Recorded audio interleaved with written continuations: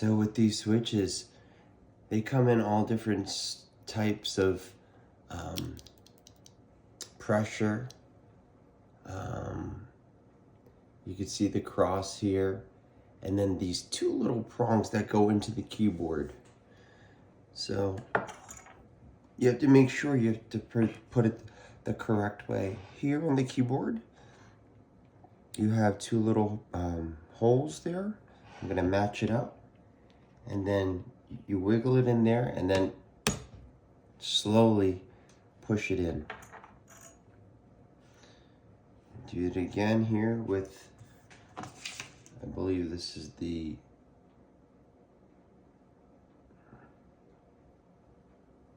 delete key. Jeez, I need my glasses. Here's a legend for the keyboard. And then there's 120 keys, because this one has a number pad, a numpad, because I do a lot of accounting work.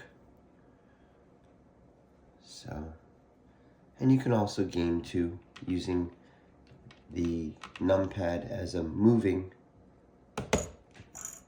So continue this, and we'll see the final result in a couple minutes.